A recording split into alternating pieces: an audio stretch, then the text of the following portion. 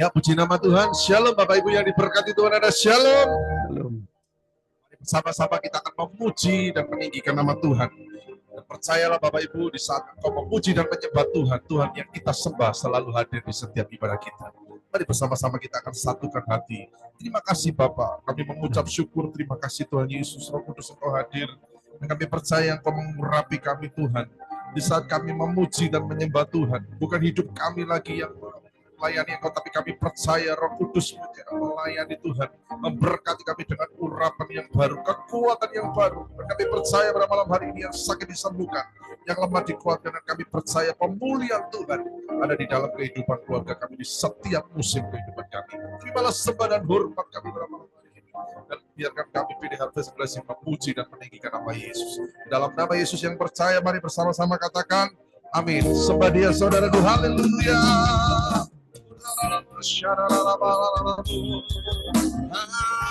Haleluya.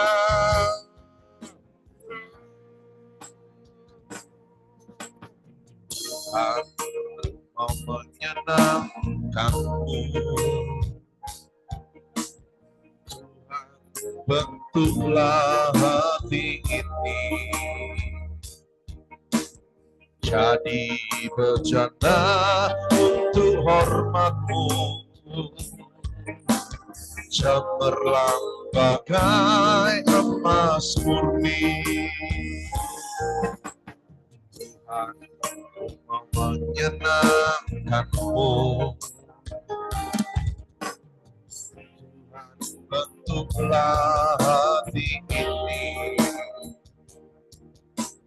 jadi bejana untuk hormat-Mu,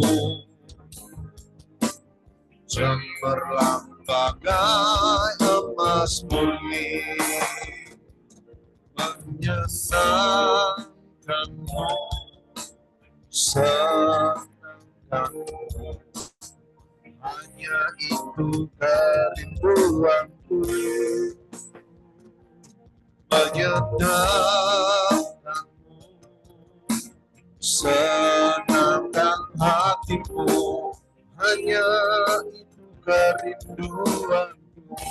Menyenangkan-Mu, senangkan-Mu, hanya itu kerinduanku. Menyenangkan-Mu, senangkanlah hatiku, hanya itu kerinduanku. Menyenangkan-Mu, menyenangkan-Mu, senangkan-Mu, hanya itu kerinduanku. Menyenangkan-Mu, senangkan hatimu, hanya itu kerinduanku. Mari kau yang siap untuk menyenangkan Tuhan bersama-sama berkata pujian ini. Aku mau menyenangkan-Mu, Tuhan bentuklah hati ini jadi bejana untuk hormat-Mu, cemerlang bagai emas murni. Tuhan mau menyenangkan-Mu, Tuhan bentuklah hati ini jadi bejana untuk hormat-Mu, cemerlang bagai emas murni. Menyenangkan-Mu, senangkan-Mu, hanya itu kerinduanku. Menyenangkan-Mu, senangkan hatimu, hanya itu kerinduanku. Sama-sama angkat tangan tinggi-tinggi. Menyenangkanmu, senangkanmu, hanya itu kerinduanku. Menyenangkanmu, senangkan hatimu, hanya itu kerinduanku. Hanya itu kerinduanku. Haleluya. Hanya itu kerinduanku.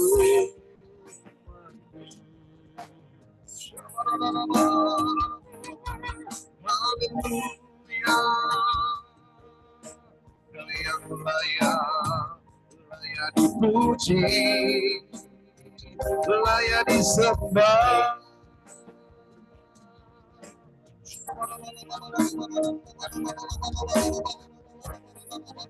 Terimalah hormat kami, Allah Sang Penyembuh kami. Haleluya.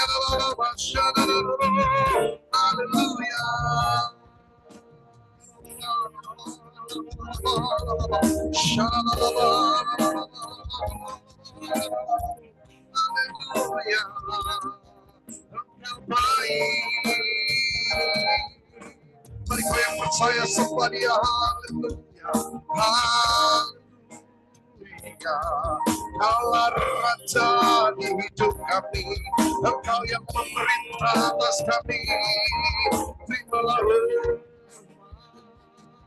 terimalah sembah.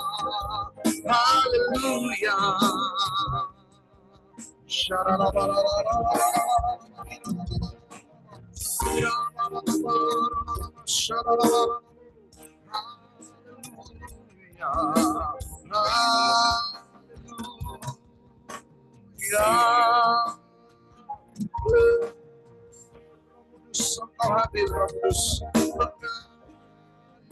Di tengah-tengah kehidupan kami, ambil alih kami Tuhan.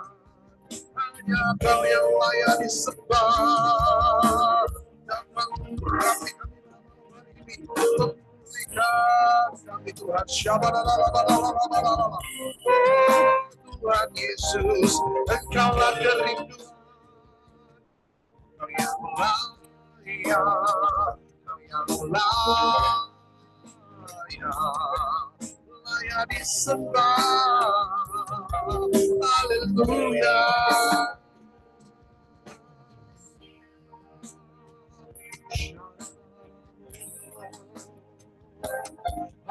Holy Spirit, aku mau percaya Kau hadir dalam hidup kami. Bahkan percaya kami dalam berdiri tinggal kami. Kau hadir setiap musim hidup kami. Haleluya.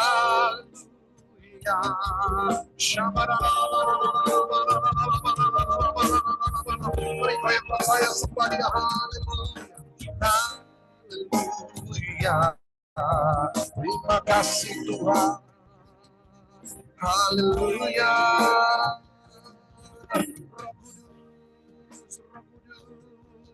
Kami panggil Kau Roh Kudus, mengalir. Haleluya.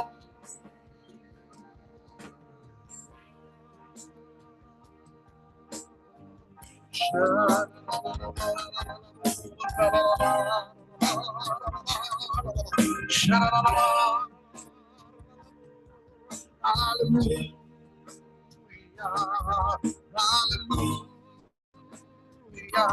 Roh Kudus, Engkau hadir. Kami sudah kasih-Mu Tuhan, kasih-Mu baru setiap hari, menjamah, memulihkan, mengurapi kami. Haleluya. Roh Kudus, tuntun jalan hidup kami. Roh Kudus, kami percaya Engkau nyata dalam hidup kami.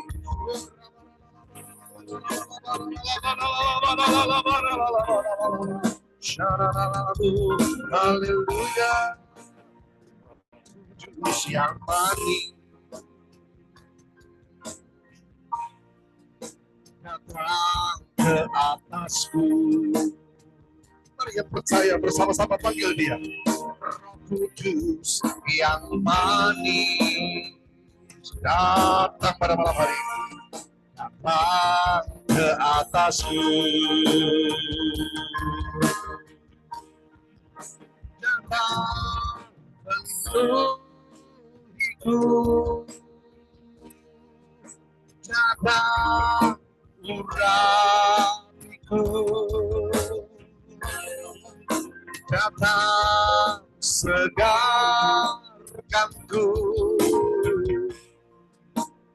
Kudus yang manis, datang melindungiku. Datang urapiku. Datang sembuhkanku. Kudus yang manis, datang penuhiku. Datang urapiku. Datang sembuhkanku. Roh Kudus yang manis, Roh Kudus yang manis. Haleluya. Kau Raja, Kau junjungan hidup kami. Terima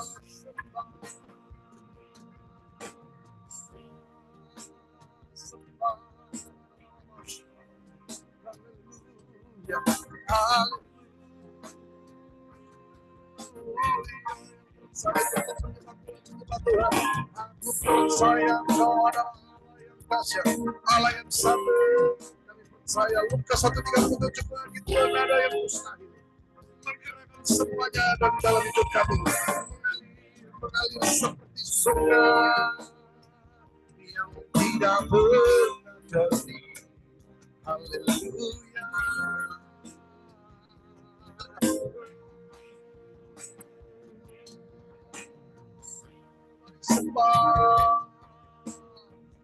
Sembah dan pujilah dia. Pujilah dia, hai jiwaku, sembahlah dia. Haleluya.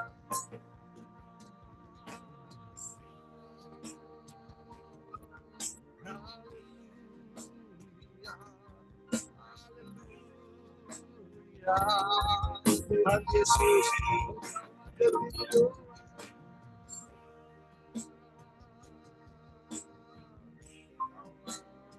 sembah kami, sembah.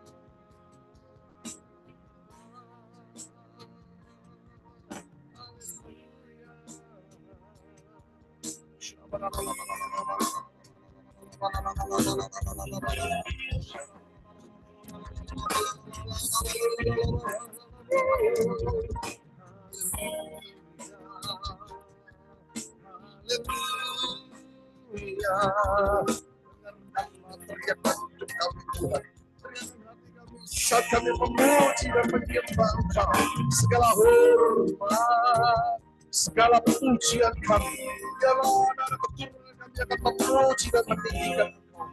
Terimalah hormat, segala pujian,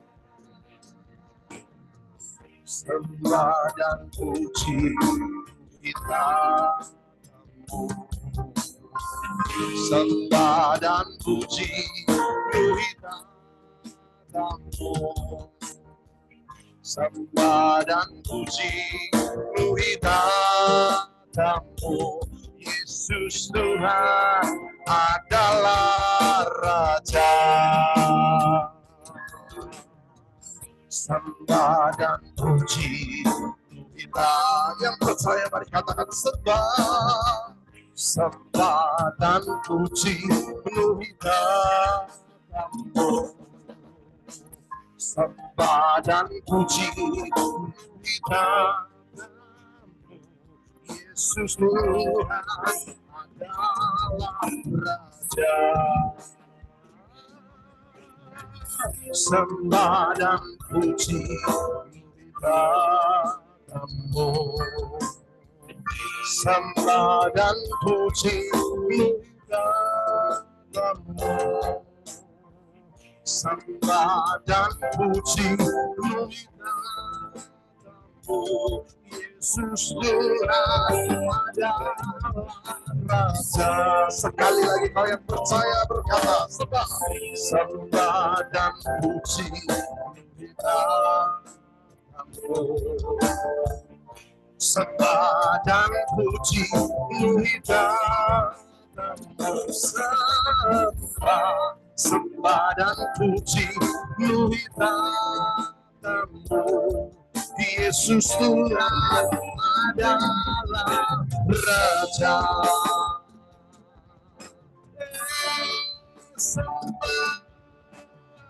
Sembah dan puji kepadamu. Sembah dan puji kepadamu. Sembah dan puji kepadamu.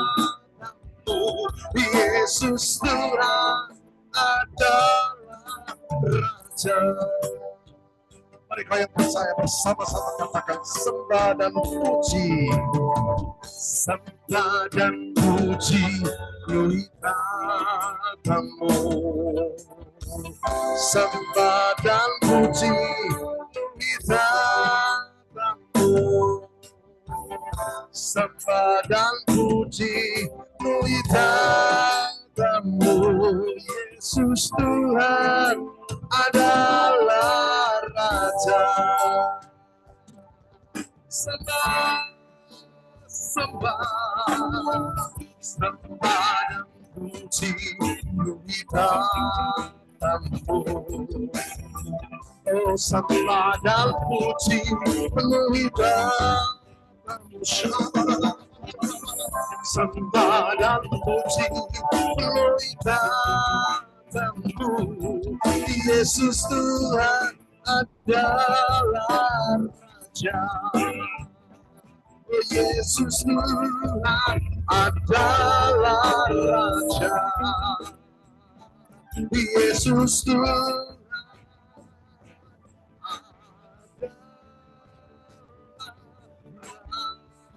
Raja. Haleluya, haleluya. Yang percaya mari bersama-sama mengalir menyembah Tuhan. Terimalah sembah dan doa. Layak disembah.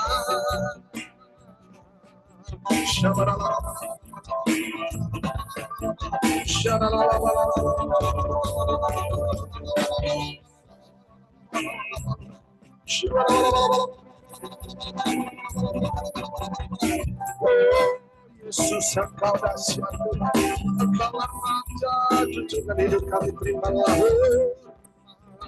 dan pujian sembah kami. Dialah segala yang bernapas memuji Engkau. Haleluya.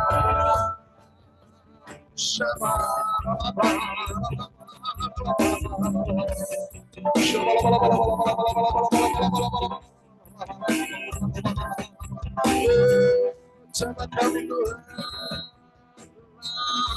layani sembah, layani tinggikan. Kaulah Raja di hidup kami, junjungan kami. Aku cinta padamu Tuhan. Bersama-sama katakan saudaraku. Aku rindu hadiratmu Tuhan. Aku ingin selalu dekat padamu, menikmati kehadiranmu. Yang percaya angkat tanganmu tinggi-tinggi di hadapan Tuhan. Hosana bagi Rajaku yang duduk di tata. Aku muliakan dan ku agungkan, layani sembah nyanyi hosana bagi Rajaku yang duduk di tahta. Dan ku agungkan, kau layani sembah. Yang tetap percaya kepada Tuhan bersama-sama katakan, pujilah aku cobalah aku Tuhan, selidiki hatiku dan batinku, mataku tertuju padamu. Aku cinta padamu Yesus, aku rindu hadiratmu Tuhan. Aku ingin selalu dekat padamu, menikmati kehadiratmu. Menyanyi hosana bagi Rajaku yang duduk di tahta. Aku muliakan dan ku agungkan, kau layani sembah nyanyi hosana. Saya bersama-sama katakan, bagi Rajaku yang duduk di tahta. Aku muliakan dan ku agungkan, kau layani sembah.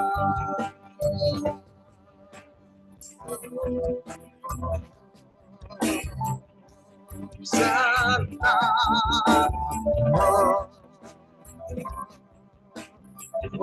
hosana,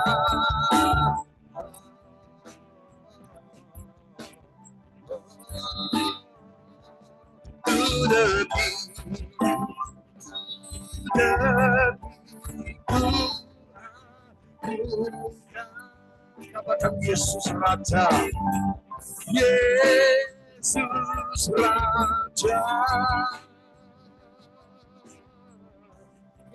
yang berkuasa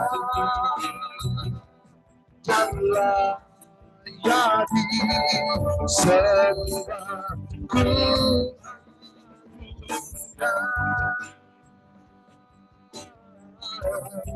Yesus Raja yang berkuasa, yang berkuasa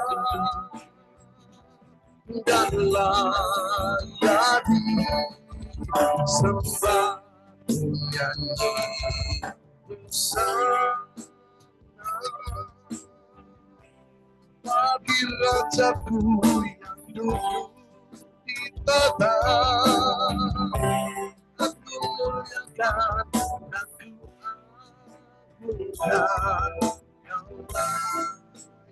layani sembah, yang layani sembah, yang layani sembah, sembah,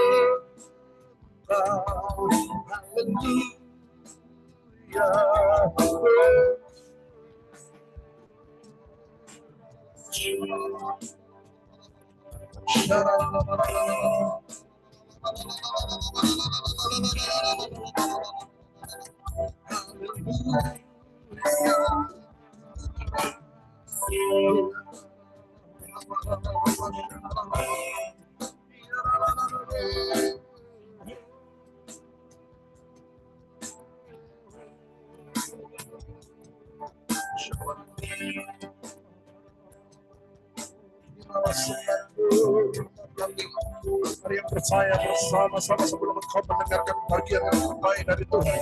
Mari bersama-sama siapkan hatimu seperti tanah yang siap ditanami dan dibaca dengan subur. Haleluya, kami mampu hati Kau yang layak.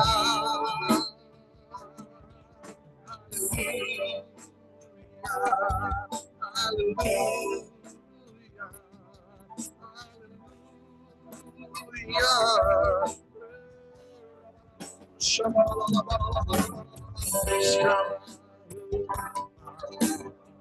segala pujian kami Kau yang layak.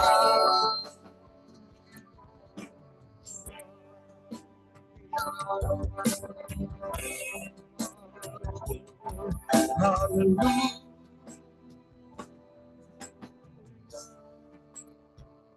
Sama-sama katakan.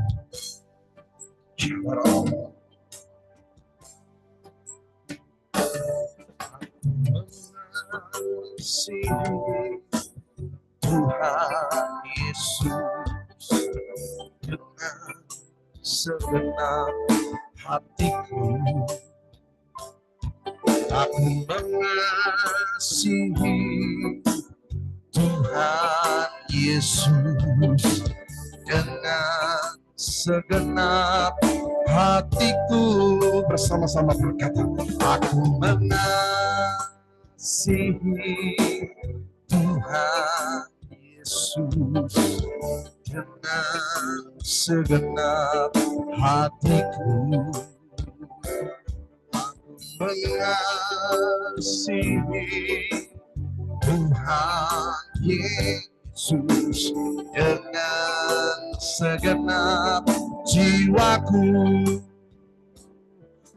Renungkan firman-Mu siang dan malam, ku pegang perintah-Mu dan ku lakukan.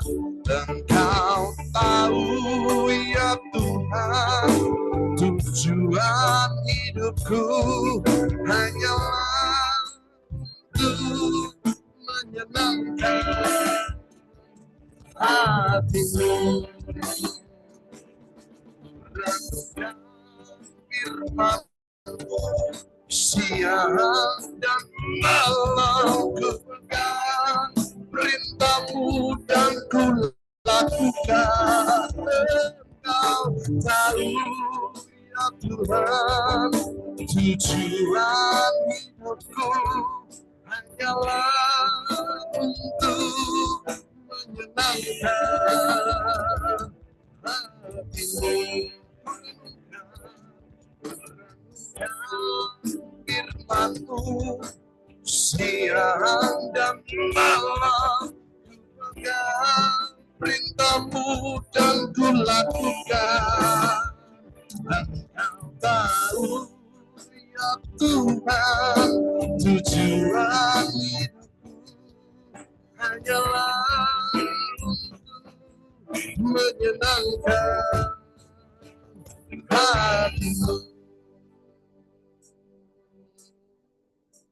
Mari kau yang percaya bersama-sama angkat kedua tanganmu tinggi-tinggi Bapak Ibu Saudara. Percaya sekalipun kau beribadah melalui Zoom, percaya Tuhan yang kita sembah adalah Tuhan yang sama. Mari bersama-sama sebelum kita mendengarkan firman dari hamba. Mari bersama-sama katakan berapa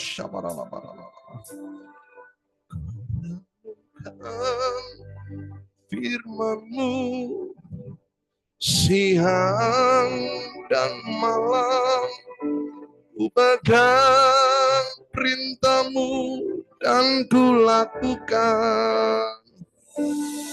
Engkau tahu ya Tuhan, tujuan hidupku hanyalah untuk menyenangkan hati-Mu. Hanyalah untuk menyenangkan hati-Mu.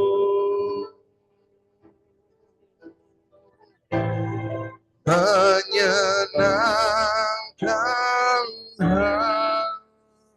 hatimu. Yang percaya berikan tepuk tangan yang paling meriah. Satu kali tepuk tangan Bapak Ibu buat Yesus yang dahsyat itu. Segala hormat, pujian, syukur kami kembalikan hanya di dalam nama Yesus. Kami percaya Tuhan, Engkau adalah satu-satunya Tuhan di hidup kami. Satu-satunya penolong. Kami tetap beriman sampai kepada selama-lamanya. Segala hormat, pujian kami kembalikan hanya di dalam nama Yesus. Mari yang percaya bersama-sama dengan kami katakan, amin. Kami serahkan kepada hambanya Ibu Pendeta Serdi Santosa. Tuhan Yesus memberkati. Shalom, Bapak Ibu. Malam hari ini saya akan membawakan firman, temanya yang sedikit pada orang percaya. Kita akan buka dari 1 Samuel 17 ayat 4 sampai 7. 1 Samuel 17 ayat 4 sampai 7 saya akan bacakan dari ayat 4 ya. Lalu tampillah keluar seorang pendekar dari tentara orang Filistin namanya Goliat dari Gat, tingginya 6 hasta sejengkal. Ketopong tembaga ada di kepalanya dan ia memakai baju jirah yang bersisik. Berat baju jirah ini 5.000 shikal tembaga. Dia memakai penutup kaki dari tembaga dan di bahunya ia memanggul lembing tembaga. Gagang tombaknya seperti pesa tukang tenun dan mata tombaknya itu 600 shikal beratnya. Dan seorang pembawa perisai berjalan di depannya. Ayat 16 ya. Loncat ayat ke-16. Orang Filistin itu maju mendekat pada pagi dan petang hari, demikianlah ia tampil ke depan 40 hari lamanya. Jadi, Ibu Bapak, orang-orang Israel pada waktu zaman dulu ini sedang menghadapi roh ketakutan yang begitu besar. Ya.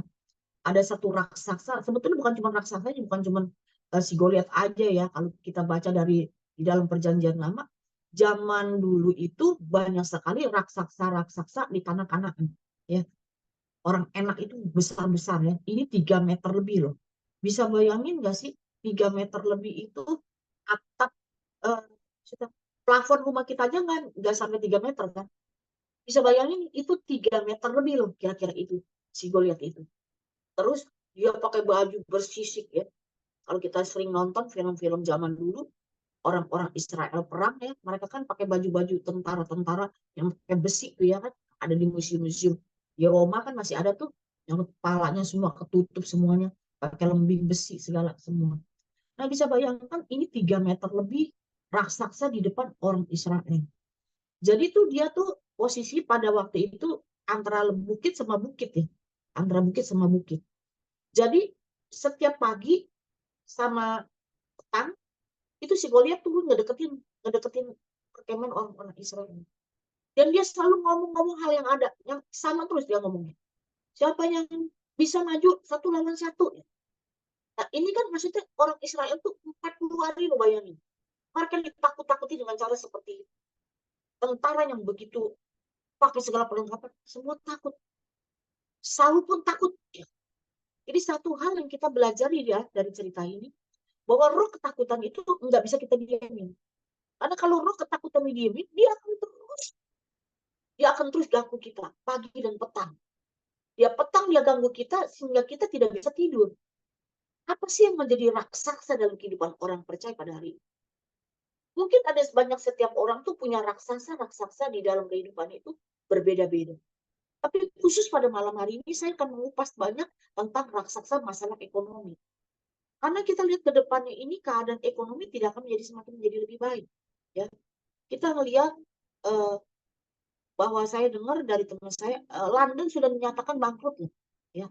Inggris sudah menyatakan bangkrut, dan ini akan terus menyusul negara. Karena kita ini sedang hidup di dalam era akhir daripada akhir zaman. Penggenapan firman Tuhan itu sedang tergenapi pada hari-hari ini, di mana nanti secupak gandum sedinan, ya. Jadi kita akan melihat bagaimana kehidupan orang-orang percaya pun akan terpengaruh juga. Jadi bukannya maksudnya gini, dunia mengalami krisis, orang-orang percaya itu dia mengalami krisis. Tidak, orang percaya itu tetap mengalami krisis. Tapi di dalam krisis itu orang percaya akan melihat bagaimana kuasa Tuhan bekerja. Bagaimana kuasa Tuhan menolong setiap orang percaya. Makanya firman Tuhan yang bilang pada akhir zaman, Tuhan datang, Tuhan bilang gini, adakah kutemui iman di dunia ini? Jadi yang dia cari pada hari-hari ini adalah orang-orang Kristen yang punya iman. Jadi tidak menentukan bahwa kita ke gereja setiap hari, kita dengar khotbah setiap hari, tapi kalau kita tidak punya iman, waktu Tuhan datang, kita nggak diangkat, Ibu Bapak. Kenapa? Karena itu kita perhatiin banyak sekali anak-anak Tuhan pada hari-hari ini itu dibentuk. Karena dalam pembentukan itu yang akan membuat iman kita tumbuh. Tanpa pembentukan, saudara boleh datang setiap hari ke gereja. Setiap hari, nggak usah 1 minggu 1 kali. Setiap hari saudara datang. Setiap hari saudara baca firman. Tapi kalau saudara tidak punya iman, saudara tidak akan pernah bisa keluar. Nah, dari mana saudara punya iman? Iman itu timbul waktu saudara dibentuk. Karena itu makanya orang-orang Kristen, orang-orang yang disayang oleh Tuhan, dia akan dibentuk. Justru kalau kita melihat anak-anak Tuhan yang hidupnya enak aja, smooth terus, justru tanda tanya. Tapi kalau anak-anak Tuhan yang hidupnya dibentuk, mengalami banyak masalah dalam kehidupan dia, itu justru kita adalah orang pilihan Tuhan. Jangan sampai pada waktu kita dibentuk, kita tuh ketakutan seperti orang Israel pada waktu zaman Goliat. Widih, gila, tingginya 3,5 meter loh. Gimana kita ngelawan Goliat loh. Widih, cicilan kartu kredit begini banyak. Gaji cuma segini, bagaimana nih kita bayar? Ya kan? Utang begini banyak, gimana kita harus menutupin? Kenapa? Saya lagi melayani satu keluarga, Ibu Bapak. Dia terlilit kartu kredit, rumah sampai dijual. Ya. Secara kasat mata kayaknya nggak ada pertolongan Tuhan. Waktu saya melayani, dia cerita masalahnya seperti ini. Ya, kita sebagai seorang hamba Tuhan, kita juga nggak tahu jalan keluar. Saya cuma bisa bilang pada mereka begini. Secara manusia saya juga tidak tahu jalan keluarnya kamu seperti apa. Karena otak manusia itu terbatas. Tapi kita harus belajar percaya bahwa Tuhan yang tidak terbatas itu punya kuasa. Waktu Daud, waktu Daud datang nih, orang-orang Israel semua ngumpet di kemahnya masing-masing, termasuk Raja Daud, ngumpet semua. Tapi Daud orang yang dibentuk Tuhan, yang hidupnya selalu berpegang pada Tuhan. Waktu dia datang, dia bilang ini kenapa kamu menghadapi orang yang tidak bersunatin? Tapi saya bilang, kenapa kamu bisa? Daud tidak tahu. Orang yang berjalan dengan Tuhan, orang yang dibentuk dengan Tuhan, waktu ngalamin masalah, Daud tidak takut. Jadi dia bilang, kenapa kamu jangan takut? Waktu Daud tidak takut, Tuhan kasih Daud hikmah bagaimana dia mengalahkan Goliat. Gimana caranya? Setiap orang bisa mengalahkan Goliat di dalam kehidupannya. Melalui perkara-perkara yang kecil, Tuhan bisa mengalahkan Goliat itu. Melalui batu umban yang kecil. 5 batu umban di sungai. Jadi, kalau saudara berpikir saudara masalah saudara terlalu berat, ya, saudara mesti mencukupi ini, mencukupi ini, mencukupi ini. Dipikir dengan logika nggak bakal nyampe. Tapi kalau Tuhan mau bisa buka jalan dalam kehidupan kita, yang kecil, batu di sungai yang kecil, yang tidak dilihat dengan mata, tidak didengar dengan telinga, yang tidak timbul dalam hati kita, Tuhan kasih hikmat pada Daud. Kenapa Daud bisa ngambil batu? Karena dia sudah dilatih oleh Tuhan mainkan umban. Tadi dia lihat semua orang Israel tidak ada yang celah untuk bisa mengalahkan Goliat. Tapi waktu Daud datang bersama dengan Tuhan, dia datang dengan imannya. Dia melihat ada satu celah yang terbuka. Itu apa? Dahinya Goliat. Yuk Bapak, saya pernah dengar, pernah baca. Kenapa Goliat orang tinggi besar begitu, dia datang bersama dengan pengikutnya. Bersama dengan ajudannya dia, pegang senjatanya dia. Ternyata Goliat itu katanya rambut. Jadi orang raksasa yang tinggi itu, Ibu Bapak, itu orang cacat. Kromosomnya cacat. Jadi dia punya kelemahan matanya rabun. Karena itu dia dituntun sama ajudannya. Dan dia punya kelemahan itu di jidat. Waktu Daud melakukan, dia melempar umban. Jadi gini bedanya. Umban ketapel itu beda. Kalau ketapel kan gini. Dibidik dengan mata. Kalau umban kan enggak. Dia puter, dia lepas. Waktu kita melakukannya dengan iman, kita percaya. Bukan cuma berdoa loh. Iman itu tidak cuma berdoa, bukan berarti saya mengecilkan iman. Orang berdoa. Iman, waktu kamu berjalan dalam kekuatan Tuhan, maka batu itu akan tepat kena sasaran. Saya tidak tahu batu apa yang akan Tuhan sediakan untuk masalah kita. Pada waktu kita datang, Tuhan akan memberikan pada kita hikmat. Batu apa apa yang akan kita lakukan untuk mengalahkan musuh-musuh kita. Nah, seringkali dalam kehidupan kita, kenapa kita begitu takut dalam kehidupan kita? Karena kita melihat bahwa gaji makin kecil, pendapatan makin kecil, tapi pengeluaran makin besar. Kita begitu takut akan perkataan, sisanya tinggal sedikit.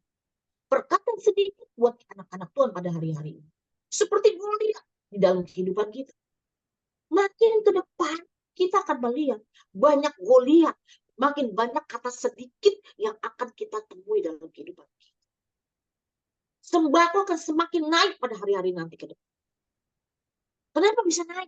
Dulu kita pikir begini, secupak gandum sedinar. Kita dulu 10 tahun yang lalu kita nggak pernah nyampe tuh otak kita. Gimana sih caranya bisa secupak gandum sedinar? Artinya tuh secupak gandum tuh seharga gaji kita itu cuma bisa dapat secupak gandum. Coba bayang. Tapi kita baru di firman Tuhan itu dahsyat. Melalui kerusakan alam, kebakaran di mana-mana, di Kalimantan kebakaran, di Sumatera kepanasan, di Amerika hujan es, ya, di Arab bisa turun salju, semua musim diacak, semua musim diacak, semua di mana-mana akan terjadi gagal. Saudara bekerja mati-matian, saudara pulang cuma sedikit yang saudara bawa. Nah, kata sedikit ini yang akan menjadi Goliat dalam kehidupan orang. Tapi kalau kita berjalan bersama dengan Tuhan, kata sedikit itu tidak menjadi ketakutan buat kita. Karena kita tuh berpikir begini, kalau udah banyak itu solusi. Solusi setiap manusia, orang anak Tuhan ke orang dunia. Kalau gaji udah gede, ya, itu udah pasti cukup. Saya udah perhatikan. Semakin pendapatan makin banyak, pengeluaran makin banyak. Gaya hidup semakin besar. Saya ingat anak saya tuh kan kerjanya bikin gundam, dia pesanan orang. Dulu baru cuma berapa $100, ya kan? Dia bisa cukup, ya kan? Tapi sekarang satu pekerjaan bisa berapa ribu dolar. Tapi itu juga tetap aja pengeluarannya makin besar. Semakin besar pendapatan kita, semakin besar gaya hidup kita. Jadi kata sedikit itu bukan artinya saudara berkekurangan. Juga banyak itu, kata banyak itu tidak membuat saudara juga berkecukupan. Tapi waktu kita belajar percaya kepada Tuhan, sedikit itu akan mengalami kelimpahan. Kita hidup ini, Ibu Bapak, tidak selamanya uang itu akan membuat kita cukup. Orang Israel 40 tahun di padang gurun. Ya. Dia nggak pegang uang. Loh.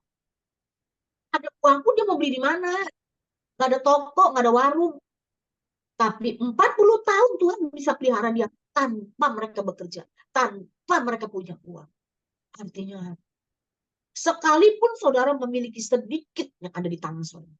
Sedikit yang ada di rekening saudara. Sedikit yang ada di dompet saudara. Bahkan mungkin nggak ada di rekening karena terlalu sedikit. Cuma ada di dompet saudara. Tapi waktu saudara percaya kepada Tuhan, sedikit itu akan memelihara hidup kita. Benarkah sedikit adalah masalah dan banyak adalah solusi? Menurut firman Tuhan itu sudah dibuktikan. Itu tidak diubah.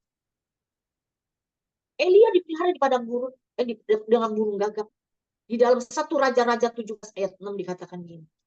Pada waktu pagi dan petang, burung-burung gagak membawa roti dan daging kepadanya. Dan ia minum dari sungai itu. Nah, Ibu Bapak bayangin burung gagak itu bukan seperti burung elang ya. Burung gagak itu bukan seperti burung elang. Burung gagak itu kan burung yang hitam. Saya tahu di Amerika tuh banyak banget burung gagak sih. Kalau kita pergi ke mall ya, di tempat parkir itu banyak banget tuh burung-burung gagak itu warnanya hitam tuh. Itu kecil, jadi dia kalau bawa daging juga nggak banyak. Ya, bawa daging nggak banyak. Tapi tuh nggak tahu berapa tahun, nggak pernah diceritakan secara jelas Elia di Sungai Kerit itu berapa tahun. Tapi daging yang sedikit itu dan roti yang sedikit itu Elia makan, itu dipelihara Tuhan dan dia sehat. Artinya, sedikit yang kita dapatkan daripada Tuhan, tapi kita bisa melihat bagaimana cara Tuhan memelihara hidup kita dengan luar biasa. Dan yang kedua, janda di Sarfat. 1 Raja-Raja 17 ayat 9 berkata begini. Bersiaplah pergi ke Sarfat yang termasuk wilayah Sidon dan diamlah di sana. Ketahuilah aku telah memerintahkan seorang janda untuk memberi engkau makan. Jadi tadinya dia dipelihara di tepi Sungai Kerit. Kemudian Tuhan izinin nih, Sungai Kerit kering. Dari sini cerita ini kita belajar loh. Tuhan ini selalu punya cara menolong seseorang itu. Nggak harus dengan satu cara. Kalau Tuhan selalu pelihara Elia selama 3,5 tahun di tepi Sungai Kerit, Elia tidak lagi mengandalkan Tuhan, Elia tidak lagi berdoa, karena dia tunggu aja. Kira-kira di sini nih biasanya burung gagak lewat. Dan cara Tuhan memelihara Elia pun bukan dengan satu burung gagak, kalau saudara baca. Burung-burung gagak. Jadi banyak burung yang Tuhan melihara. Pakai Elia. Entah kenapa di tempat situ tuh, di posisi koordinat di situ, burung setiap lewat pasti jatuhin makanannya di situ. Kan kayak kita mah di segitiga Bermuda nih. Ya, burung bisa error, dia jatuhin di situ. Mungkin yang jatuhin apa? Burung dara, kelinci, yang mungkin dia tikus. Itu dijatuhin di situ. Jadi makanan yang harusnya buat burung gagak, dia jatuhin. Kata Tuhan, Elia ini harus dibentuk gimana? Dibawalah dia disuruh pergi ke Sarfat. Nah, ibu bapak tahu kenapa Elia mengungsi ke tepi sungai Kerit? Karena dia ini sedang diancam untuk dibunuh oleh Isabel. Isabel ini adalah istrinya Ahab, orang Sidon. Nah, dia disuruh mengungsi kemana? Disuruh mengungsi ke Sarfat, daerah Sidon. Secara logika manusia itu nggak mungkin. Dia diubah-ubah oleh Ratu Sidon, dia disuruh mengungsi ke Sidon. Antara Sungai Kerit dengan Sarfat itu adalah padang gurun. Nggak ada tempat buat dia bersembunyi. Tapi ibu bapak lihat, waktu kita berjalan di dalam ketaatan, jadi kalau waktu kita mengalami krisis, mungkin hari ini saudara tidak mengalami krisis, tapi firman yang saudara dengar pada hari ini mempersiapkan saudara bahwa satu kali kelak kita akan mengalami krisis. Jadi waktu kita mengalami krisis, kalau Tuhan bilang pindah dari kerjaan ini, atau jual rumahmu, jangan jual rumahmu, saudara ikutin. Karena kenapa? Karena Tuhan suruh, dia tahu apa yang akan terjadi. Sebelum Sungai Kerit itu kering banget, Tuhan sudah suruh dia pergi. Nanti kamu akan dipelihara oleh seorang janda.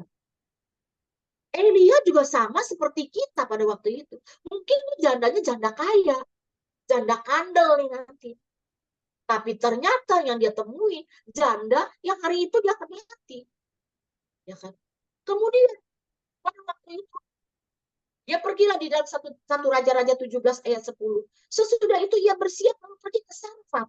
Setelah ia sampai ke pintu gerbang kota, tampaklah di sana seorang janda sedang mengumpulkan kayu api.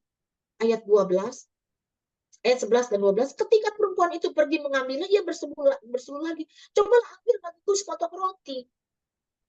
Kemudian ayat 12-nya, waktu perempuan itu bilang ini, perempuan itu menjawab, demi Tuhan Allahmu yang hidup, sesungguhnya tidak ada roti padaku sedikit pun, kecuali segenggam tepung dalam tempayan dan sedikit, lagi-lagi nih, sedikit minyak dalam buli-buli. Dan sekarang aku sedang mengumpulkan 2-3 potong kayu api, kemudian aku mau pulang dan mengolahnya bagiku dan anakku. Dan setelah kami memakannya, maka kami akan mati. Ibu bapak, waktu disuruh ambil air, diambil. Tapi waktu dia bilang suruh bikin roti, perempuannya langsung bilang, cuma sedikit. Jadi lagi-lagi orang itu berpikir sedikit itu tidak cukup. Tapi waktu saat dia memberikannya sedikit dari hidup dia hari itu, justru dia terpelihara dalam masa-masa kekeringan itu. Ibu bapak, mujizat itu terjadi dalam kehidupan kita waktu kita belajar percaya. Waktu kita belajar dengar-dengaran apa yang Tuhan perintahkan pada kita. 5, yang ketiga mujizat itu kita belajar dari kata sedikit. Mujizat 5 roti 2 ikan. Dalam Yohanes 6 ayat 36. Waktu mereka diperhadapkan dengan ribuan orang, Yesus berkata kepada Filipus, di manakah kita akan membeli roti supaya mereka ini dapat makan. Ayat 6, Hal itu dikatakan untuk mencobai dia, sebab dia sendiri tahu apa yang hendak dilakukannya. Ayat 7. Jawab Filippus kepadanya, roti seharga 200 dinar tidak akan cukup untuk mereka. Ini sekalipun masing-masing mendapat sepotong roti kecil saja. Kenapa Tuhan selalu membuat mukjizat itu dari hal yang sedikit? Karena Tuhan mengajar kepada kita, jangan melihat sedikit. Jangan melihat kekurangan. Justru Tuhan bisa bekerja melalui kekuranganmu. Ibu bapak, suami saya sudah meninggal 6 tahun. Tidak ninggalin Tuhan, ibu bapak. Saya sudah tidak bekerja sampai hari ini. Saya full time melayani Tuhan. Dan saya pun pelayanan saya itu di pedalaman Kalimantan Timur, Mahakam Hulu, di ujung dunia. Pelayanan nggak dapat duit. Tapi Tuhan bisa berkati saya. Kenapa? Karena saya belajar tidak pernah melihat yang sedikit dari hidup saya. Tapi justru dari yang sedikit dari hidup saya melihat Tuhan memelihara hidup saya dengan berlimpah-limpah, ibu bapak. Jadi jangan pernah berkata sedikit itu tidak cukup. Buat orang dunia, iya. Tapi buat anak-anak Tuhan, yang sedikit itu Tuhan bisa membuat mujizat. Pemelihara Tuhan kepada mana turun setiap hari. Tuhan bilang apa? Jangan ambil banyak-banyak. Ambil secukupnya sesuai dengan anggota keluarga kita. Karena yang ngambil banyak jadi ulet. Kenapa Tuhan gak bikin ambilnya untuk 1 minggu? Tidak. Tuhan bilang setiap hari. Mana itu Tuhan? Kenapa harus melakukan seperti itu? Karena Tuhan itu mengajar kita. Hidup kita harus bergantung sehari lepas sehari. Mungkin tahun-tahun ke depan, pada waktu mengalami kesulitan dunia ini, Tuhan akan mengajar kita. Hidup sedang dari day by day, sehari lepas sehari. Janganlah pada waktu mengalami seperti ini, kita menjadi pelit. Seringkali pada waktu kata sedikit itu ada dalam kehidupan kita pelit berbagi. Kita mulai menjadi kikir. Mujizat tidak akan terjadi waktu kita kikir, ibu bapak. Apakah akan terjadi mujizat pada waktu 5 roti 2 ekor ikan itu di waktu dibagi-bagi? Kalau tidak ada anak kecil yang memberikan rotinya itu dan ikannya itu, tidak akan pernah terjadi mujizat. Mujizat juga tidak akan pernah terjadi waktu pada waktu mereka kekeringan itu dan dari sahabat memberikan sisa dari hidup ini. Jadi kita akan melihat bagaimana mujizat itu terjadi waktu kita berani memberi kepada Tuhan dalam segala kekurangan kita. Saya punya kesaksian, cici saya itu tinggal di Kanada. Dia punya duit banyak. Tapi karena diambilin terlalu banyak, saya juga nggak ngerti ceritanya gimana ya. Kalau di Amerika dan Kanada itu kan, kalau udah masa retire tuh, uang tuh nggak bisa diambilin terlalu banyak. Begitu diambilin terlalu banyak, langsung di-cut sama pemerintah. Nah, karena jadi dijatah gitu, dijatah. Jadi itu dia harus cukup. Dia udah ambil tahun-tahun yang terlalu banyak. Jadi uang dia, masa retire dia tuh cuma sedikit. Dia bilang sama kita nih, sama adik-adiknya di Jakarta ada 2 orang. Dia nangis, bagaimana Tuhan hidup? Itu udah diambil terlalu banyak dan sekarang uang gue diambil. Kalau mau diambil bisa, tapi langsung dipotong 50%. Nah, otomatis ibu bapak dia kekurangan uang. Saya bilang begini sama dia, lu percaya nggak Tuhan bisa buat mujizat? Dia bilang begini,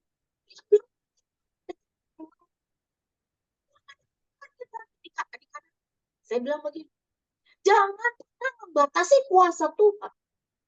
Kalau lu bicara seperti itu, aku juga nggak bisa jawab. Karena otak gue tuh nggak nyampe. Gue cuma belajar percaya, selama gue ikut Tuhan, gue selalu lihat mujizat. Kita doa supaya dia punya iman. Kemudian apa yang terjadi? Dia cerita begini. Tuhan tuh dahsyat benar ya.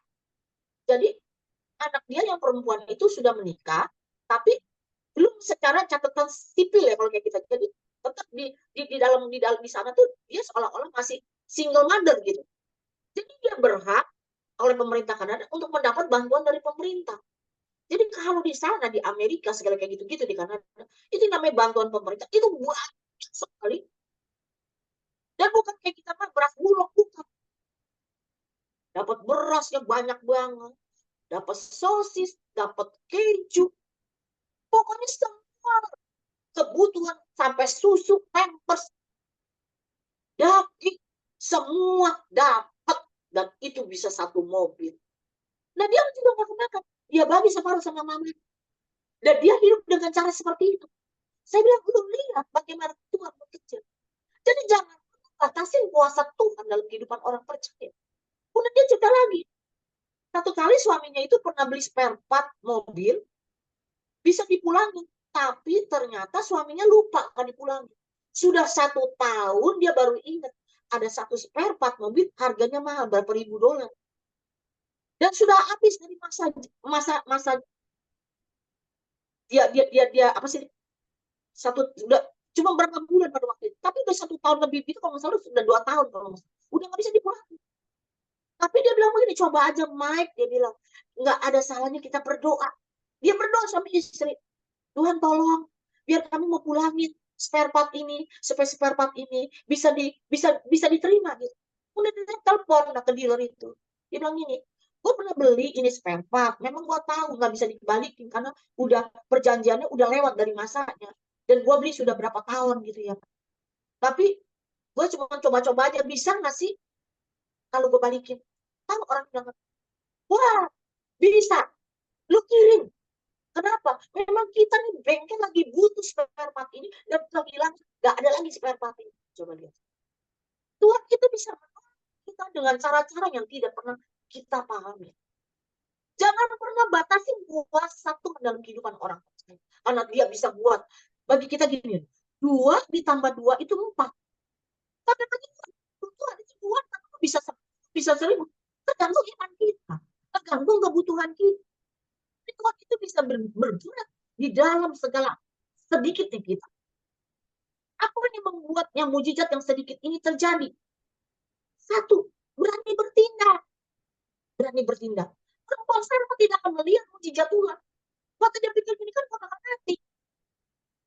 Seringkali waktu kita mengalami sedikit itu, Tuhan izinkan kita bertindak. Dengan cara gimana?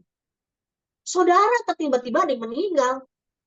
Mesti kasih PayPal. Nggak ngasih PayPal nggak ada yang enak. Ada yang ulang tahun. Ada yang nikah. Saya ngalami kayak gitu. Waktu suami saya masih hidup. Kami saya bilang, gimana ini pas-pasan gini. Ada yang meninggal. Nggak mungkin nggak dikasih PayPal. Saya bilang gini. Kasih aja. Belajar percaya. Belajar kita memberikan itu untuk Tuhan. Dan saya melihat selalu Tuhan tolong kami. Saya pelayanan tuh, saya lihat bagaimana Tuhan tuh bekerja dengan luar biasa. Bukan itu saja Ibu Bapak. Waktu kita itu melihat hal yang sedikit, jangan kita terbentur untuk tidak bergerak. Saya ini pelayanan di Kalimantan Timur. Ibu Bapak bisa bayangkan jauhnya pelayanan kami gini. Dari Jakarta ke Samarinda itu 2,5 jam. Ya, 2 jam. Kemudian sampai Samarinda, kalau lewat sungai itu 5 jam ke Kutai Barat. Kalau naik travel itu 10 jam ke Kutai Barat. Sampai di Kutai Barat kita punya base camp. Kita tidur dulu semalam karena sampai udah malam. Jam 12 malam kita di sana. Kita istirahat. Pagi-paginya kita berangkat lagi naik speedboat 4 jam ke pedalaman. Sampai di satu desa namanya Desa Data Bilang. Sampai di Desa Data Bilang, setiap hari kami pergi lagi keliling naik perahu kecil namanya perahu ketinting. Ada yang 4 jam, ada yang 2 jam. Itu di situ orang tuh susah sekali. Orang miskin sekali. Nah, pelayanan kami tuh masuk ke pedalaman-pedalaman. Nah, di pelayanan di situ apa yang saya tuh bangun gereja. Ada sponsor yang membiayai pembangunan gereja. Tapi bukannya cuma gereja yang kami bangun. Kami melihat mereka tuh kekurangan, nggak ada perahu, ya kan? Itu kami belikan dia perahu, ya kan? Mereka tidak ada motor, kami belikan dia motor. Ya. Mereka tidak ada bakat, kita cari sponsor-sponsor, kirim. Kamu mau bantu nggak 1 bulan 1,5 juta? Saya kirimin rekeningnya biar mereka transfer sendiri. Pelayanan saya pun seperti itu, Ibu Bapak. Jadi pelayanan yang tidak ada duit. Tapi kenapa saya bisa hidup sampai hari ini? Karena saya belajar memberi dari kekurangan. Tapi satu singkat cerita, Ada satu gembala itu telepon saya, Bu Shirley, kami ini nggak punya perahu, tapi sering banjir. Secara manusia, karena terlalu banyak kebutuhan-kebutuhan pelayanan saya di sana, nggak bisa cukup dengan satu sponsor, Ibu Bapak. Kemudian saya bilang gini, Bapak doa, saya doa. Jujur secara manusia saya tidak punya uang. Kemudian saya berdoa. Setiap kali saya doa, saya nangis. Tuhan berkati saya. Kalau Tuhan izinkan saya dapat berkat, saya janji berkat itu saya akan berikan buat pelayanan di Kalimantan Timur. Ibu Bapak tahu nggak apa yang terjadi? Satu orang memberkati saya besar sekali. Saya bisa beli lebih dari satu perahu. Secara logika, kalau saya mau tidak berani bertindak, saya cukup berikan satu perahu karena yang dibutuhkan satu perahu itu. Tapi saya percaya, saya belajar memberi kepada Tuhan. Saya berikan itu semuanya. Saya berikan perahu, saya transfer ke semua gembala. Ibu Bapak tahu, sampai hari ini memang secara manusia saya tidak dapat kembalian. Saya belum melihat mujizat. Inilah yang saya bilang, memberi dari rasa sakit. Waktu kita memberi kepada Tuhan, belum tentu kita dapat gantinya. Karena memang motivasi saya waktu saya memberi, saya tidak minta ganti daripada Tuhan. Tapi karena saya mengerti prinsip kebenaran firman Tuhan. Kita memberi, Ibu Bapak, bukan untuk hari. Kita nabung. Satu hari apa yang kita pernah berikan pada orang, itu akan tumbuh pada waktu kita membutuhkan. Mungkin bukan kita yang membutuhkan. Anak kita membutuhkan. Cucu kita membutuhkan. Itu tumbuh waktu kita tabur itu, Ibu Bapak. Nah, yang kedua, apa yang membuat mujizat yang sedikit ini terjadi? Bersyukur untuk sedikit. Jadi kuncinya itu mengucap syukur. Kalau kita tidak pernah mengucap syukur untuk yang sedikit, yang Tuhan berikan sedikit dalam hidup kita, maka kita tidak akan pernah bisa bersyukur. Di dalam Yohanes 6 ayat 11. Lalu Yesus mengambil roti itu, mengucap syukur, dan membagi-bagikannya kepada mereka yang duduk di situ. Demikian juga dibuatnya dengan ikan-ikan itu, sebanyak yang mereka kehendaki. Kalau kita baca dari cerita perjanjian baru, Yesus setiap membuat mujizat, dia selalu mengucap syukur. Mengucap syukur itu adalah kunci untuk kita melihat mujizat Tuhan. Selama kita tidak bisa mengucap syukur, maka berkat Tuhan itu stuck. Langit di atas kepala kita menjadi tembaga. Kenapa? Kalau orang tidak bisa bersyukur, lawannya apa? Bersungut-sungut. Kenapa orang lain bekerja kok diberkatin? Kenapa orang lain kok bekerja dapat gaji yang lebih besar? Ibu Bapak, saya pelayanan, kebanyakan saya tidak dapat PK. Ya. Sampai satu kali saya punya kesaksian. Pada satu kali, pada waktu saya ada di Amerika. Saya pada waktu itu ada di Amerika. Teman saya pun seorang hamba Tuhan besar. Dia juga ada di Amerika. Dia lagi ada di New York. Dia cerita gimana dia pelayanan ke New York itu. Dia naik pesawat, naik business class. Dia cerita sama saya dari di Amerika. Dia telepon terus seminggu bisa berkali-kali. Aduh, gue di sini katanya jemaatnya baik-baik banget sama gue katanya. Gue pergi, gue dapat ada yang kasih gue berkat berapa ribu dolar. Pokoknya dia cerita lah, pokoknya berapa ratus juta lah pokoknya totalnya. Waktu dia habis dia bicara begitu, yang tadinya saya bisa bersyukur, terus saya berpikir begini, saya melayani Tuhan tidak dapatkan Tuhan seperti itu.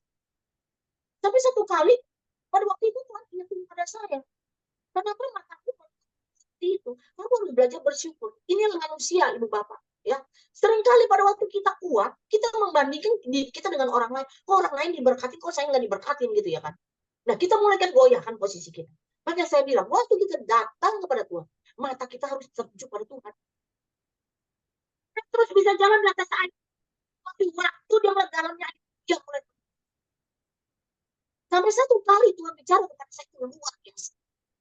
Saya lagi masak waktu itu di rumah anak saya di Amerika.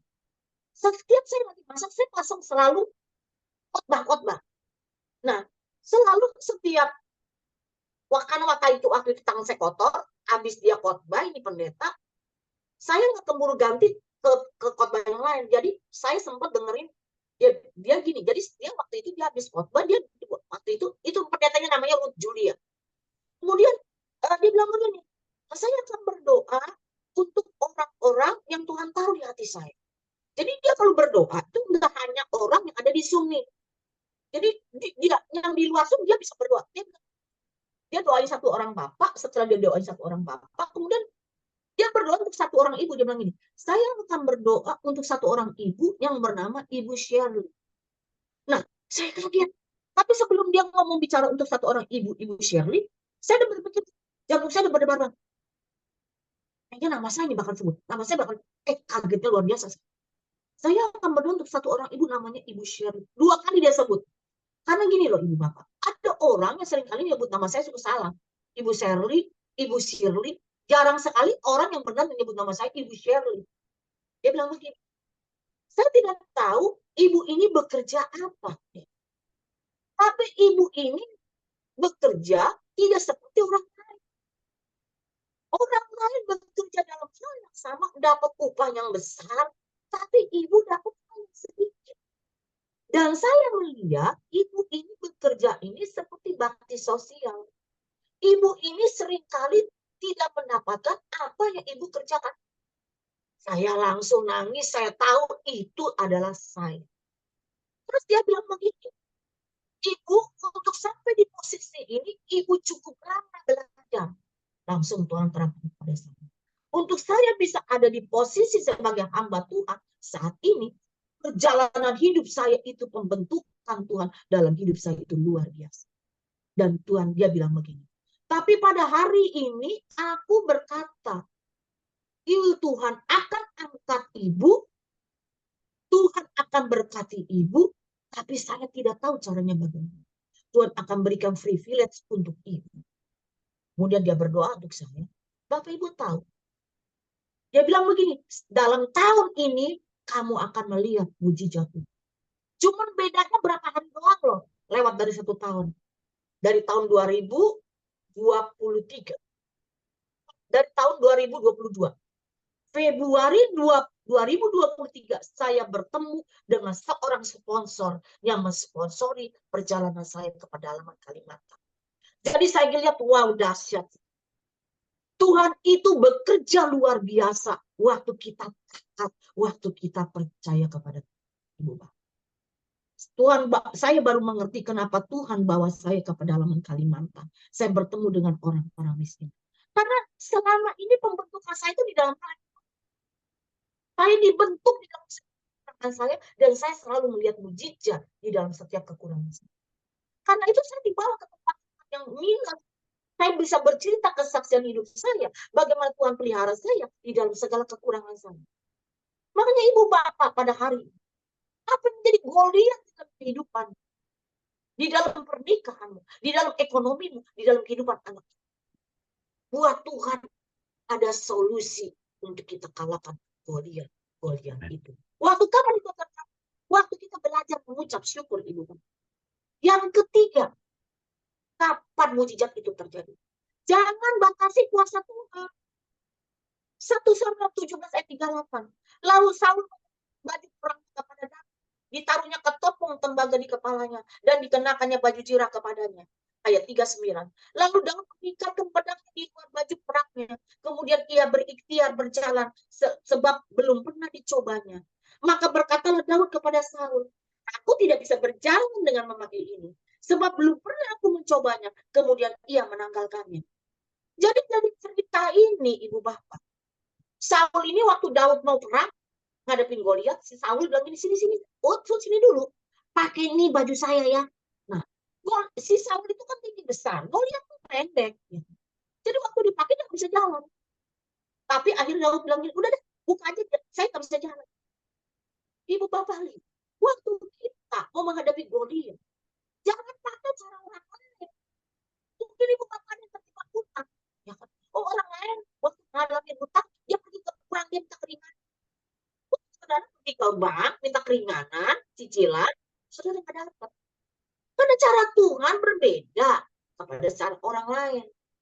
Karena Tuhan kita dan Tuhan yang dahsyat. Dia tidak, dia nyembuhin orang buta, ada yang disembuhkan cuma akhir, ada yang dia meludah di tanah, diubah-ubah pakai tangannya, dipeperin ke mata. Kalau secara manusia, orang normal aja matanya buta. Tapi orang buta diludahin pakai tanah, sembuh. Tuhan kita kreatif. Tuhan tidak atas dalam pikiran kita. bertobat. Saya bukan dengan kesaksian. Ya. Suaminya tahu nggak dia bertobat, dia dicekek setan lagi tidur, kemudian bertobat, ya kan? Dia didatangi setan, kemudian dia bertobat. Ada yang mengalami kecelakaan, suaminya dia bertobat. Nah suami saya ini adalah pemain okultisme. Dia suka pergi ke kuburan kemana. Jadi kalau dia pergi, saya pikir dia tabrakan ya. Kalau dia ketabrakan mungkin dia selamat. Selamat kan gitu, ya kan? Bahkan dia sering saya mungkin pernah kesiksa dia sering kali mimpi setan gitu. Jadi kalau dia mimpi setan, dia kan gitu. Saya sengaja dulu saya bangunin. Belakangnya saya kagak bangun dalam hati dia dicekek setan, mungkin dia bertobat. Enggak bertobat juga. Nah, Tuhan kita punya cara yang berbeda-beda untuk membawa pertobatan kepada setiap orang.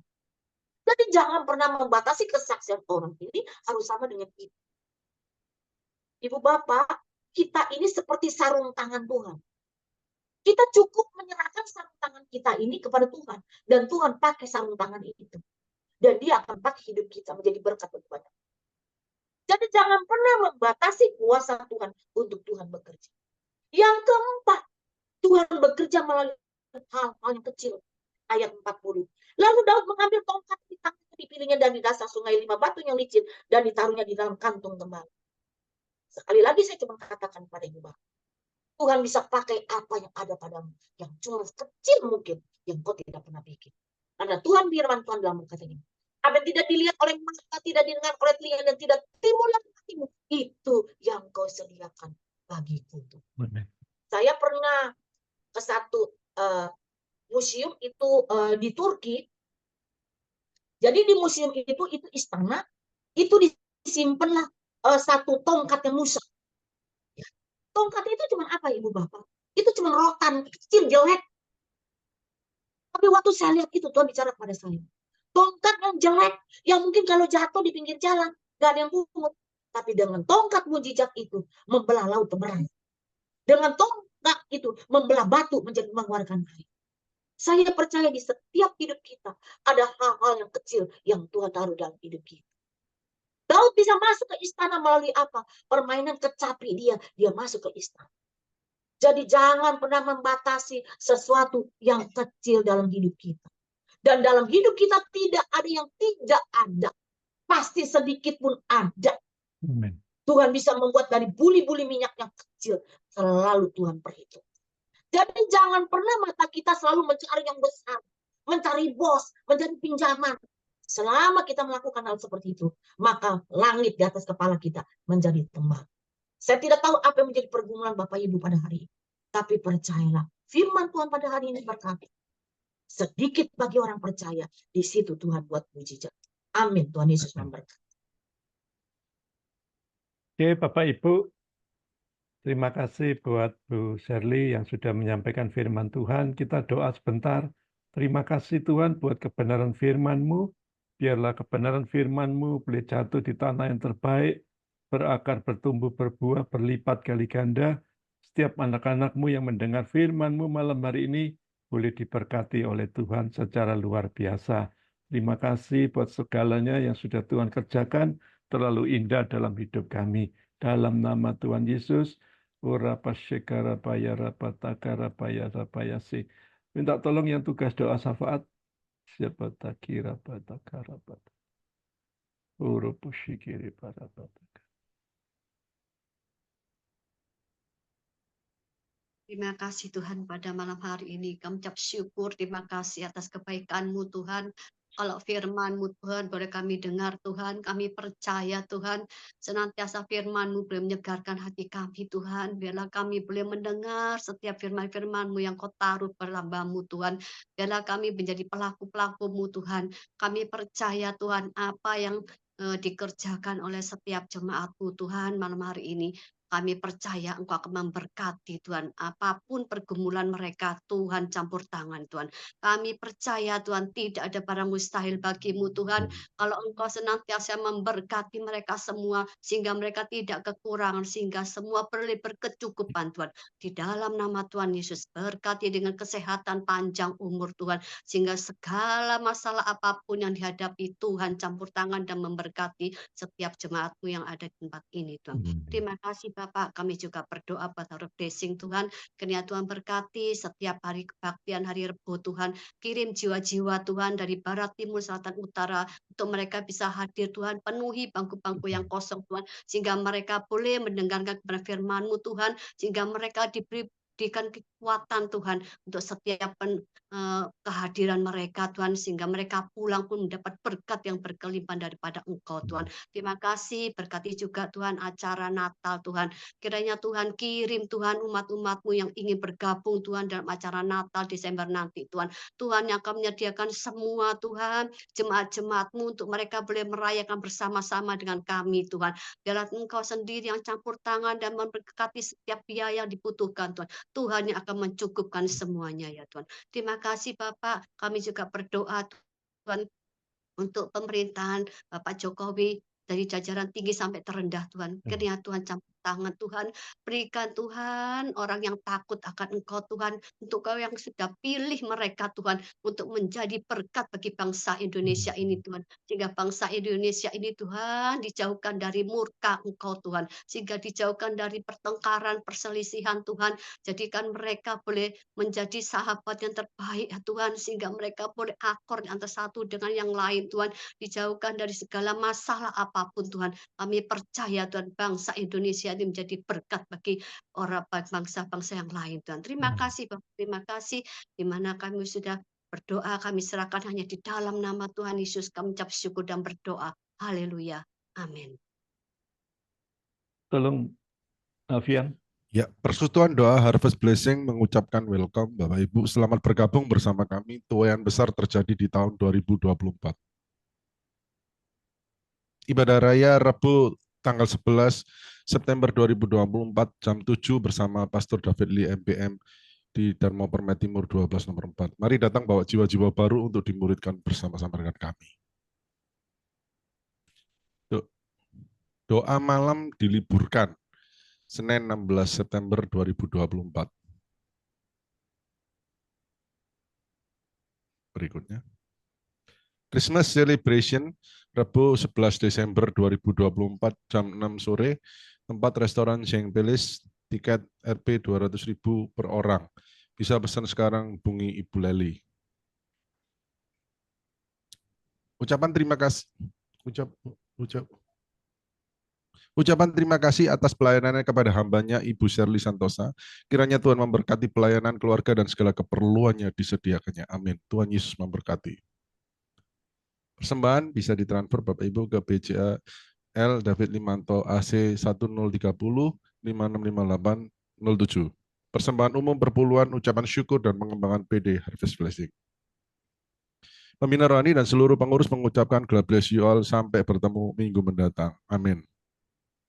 Oke, Bapak Ibu, kita akan akhiri ibadah malam hari ini. Terima kasih Anda-Anda yang sudah bergabung, biar kiranya kasih karunia Tuhan menyertai kita semua. Mari sebelum ibadah ini ditutup, angkat kedua tanganmu, terimalah berkat yang sedikit yang sudah disampaikan firman-Nya malam hari ini. Bawalah dengan satu ucapan syukur, jangan batasi kuasa Tuhan, dan yakinlah yang sedikit ini bisa berlipat kali ganda. Punyailah iman yang besar dan yakinlah Daud bisa mengalahkan yang besar hanya dengan batu yang kecil. Oh janda yang miskin yang tidak ada apa-apanya bisa mendapat berkat yang luar biasa hanya dari minyak dan roti yang sedikit. Oh kami percaya Tuhan, di masa-masa yang sulit, perekonomian yang tidak pasti pada kesempatan ini, biarlah kami tetap yakin dan percaya Tuhan tidak meninggalkan kami. Biar setiap tangan yang terangkat, terimalah berkat yang datang dari Allah Bapa, cinta kasih dari Tuhan Yesus Kristus, persekutuan yang indah dari Allah Roh Kudus, menyertai, memulihkan, dan membuat hidupmu terus berkemenangan, dan engkau akan melihat mujizat demi mujizat terjadi atas hidupmu. Terima dengan penuh iman dalam nama Tuhan Yesus. Yang percaya sama-sama katakan amin.